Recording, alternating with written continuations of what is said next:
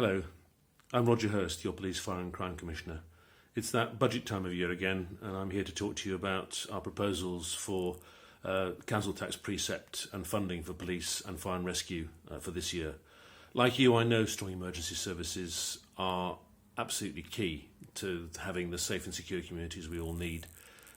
And over the last 4 years, we've worked really hard to recruit more police officers and ensure that both police and fire and rescue are delivering a good service for you.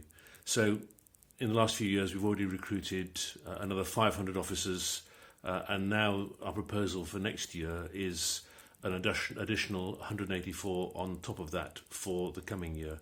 That will mean that since 2016, we've actually expanded by over 700 officers here in Essex.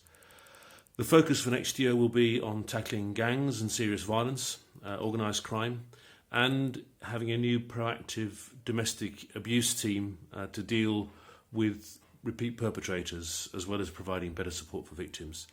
We'll also have a new district disruption team to solve local problems and target repeat criminal behaviour in districts across Essex.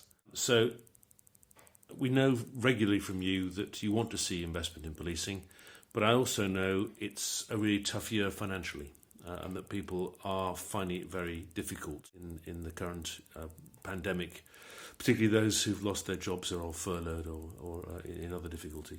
So while we need to increase the police precept to continue to deliver those services that you need, we have kept it much lower than the maximum allowed. It will be a £10 increase for the average property over the year, so only less than 20p a week. And there'll be no increase in the precept for the fire and rescue service at all.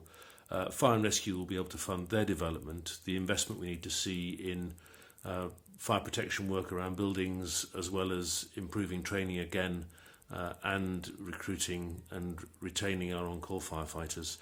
All of that they can do out of their existing reserves. So I'm really pleased that the investments we've made over the last few years are working. We've already strengthened our response to serious violence. We've transformed our community policing teams. We've introduced town centre teams, a rural crime team and a business crime team. And we are shifting the focus of policing in the county very much from managing demand to preventing crime. All of that, I think, is good.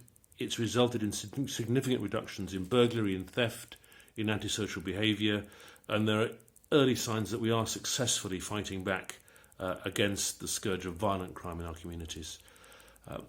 As we emerge from the COVID-19 pandemic in the next few months, I think it's even more vital that we have support from our emergency services for our communities.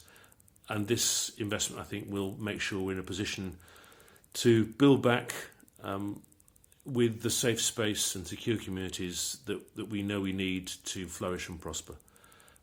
Thank you all very much for your support, and I wish you well. Thank you. Goodbye.